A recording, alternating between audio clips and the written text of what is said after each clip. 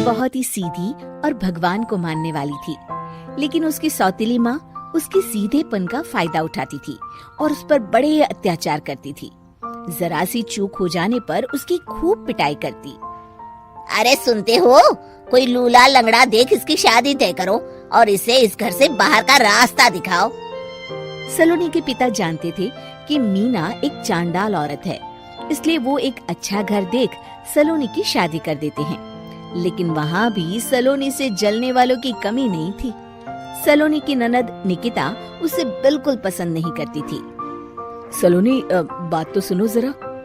जी कहिए। आज शाम को मेरे बॉस खाने पर आ रहे हैं। ध्यान रहे उनकी खातिरदारी में किसी प्रकार की कोई कमी नहीं होनी चाहिए। जी आपने कह दिया, बिल्कुल वैसा ही होगा।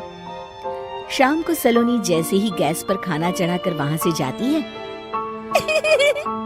अभी इसके खाने का स्वाद बढ़ाती हूँ। निकिता गैस की आंच तेज कर देती है। थोड़ी देर में देखते ही देखते सारा खाना जल जाता है और पूरे रसोई घर में चारों तरफ धुआं फैल जाता है। अब आएगा मजा। माँ जल्दी आओ, यहाँ देखो सलोनी ने किचन में आग लगा दी। अरे तेरा सत्यानाश हो, कल मुही तूने ये क्या कर दिया? सलोनी की सास उसे बहुत डांट फटकार लगाती है। तभी मोहन अपने बॉस के साथ घर में प्रवेश करता है। अरे भाई मोहन, ये क्या तुम्हारे घर का क्या हाल हो रखा है? लगता है खाना जल गया है। चलो खाने का प्रोग्राम कैंसिल करो, मैं अपने घर जाके खा लूंगा। सर दरअसल सर मुझे माफ कर दीजिए। अरे कोई बात नहीं, घरों में ये छोटी मोटी बातें होती रहती है। मैं समझ सकता हूँ, फिक्र मत करो, मैं नाराज नहीं हूँ और इस बात का तुम्हारे प्रमोशन पर भी कोई असर नहीं पड़ेगा। चले अब चलता हूँ मैं। बॉस के जाते ही मोहन सलोनी पर भड़क उठता है और उसे खूब खरी खोटी सुनाता है। भगवान, मेरी माँ तो कहती थी कि अच्छे लोगों के साथ हमेशा अच्छा होता है, फिर मेरे साथ ही बुरा क्यों होता है? आखिर मेरी गलती क्या है?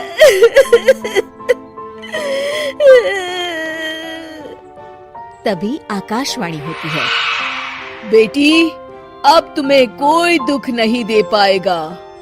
तुम्हारा बुरा सोचने वाले की मन की सारी बातें तुम पहले ही जान जाओगी। अगले दिन सलोनी निकिता को चाय देने उसके कमरे में जाती है। तब निकिता के मन में कुछ बातें चल रही थी। कल तो मैंने सिर्फ खाना जलाया था, अब तू देखती जा सलोनी, तेरा इस घर में जीना हराम कर दूंगी। अच्छा, तो ये बात है, अब इसे सबक सिखाना ही पड़ेगा। कुछ दिनों के बाद, सलोनी, मेरे कपड़े जल्दी से प्रेस कर दो, ऑफिस के लिए देर हो रही है। सलोनी मोहन के कपड़ों के पास प्रेस गर्म होने के लिए रख देती है और अपने कमरे में चली जाती है। तभी हॉल में निकिता आती है। सलोनी चुपके से उसे देख रही होती है। आज अगर मैंने ये कपड़े जला दिए, तब तो पक्का मेरा भाई इस सलोनी की बच्ची को धक्के मार के घर से बाहर निकाल देगा। अरे तू क्या मुझे निकलवाएगी? महादेव है मेरे साथ। ठहर जा निकिता, आज तो तेरी खैर नहीं। सलोनी अपने पति मोहन को बुला लाती है और निकिता की सारी करतूत दिखाने लगती है। निकिता गर्म प्रेस मोहन के कपड़ों पर रखकर अपने कमरे में चली जाती है। मेरी बहन इतनी बड़ी चालबाज निकलेगी, मैंने तो सोचा ही नहीं था। मुझे माफ कर दो सलोनी, मैं तुम्हें गलत समझ रहा था।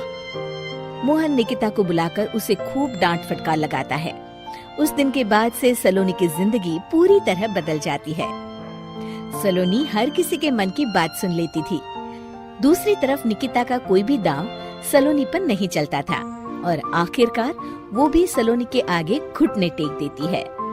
फिर एक दिन सलोनी की सास की सहेली ममता अपनी बहू कविता के साथ वहाँ आती है। कविता मन ही मन कहती है, अरे ये बुढ़िया पागल है जो मुझे यहाँ लेके आ गई।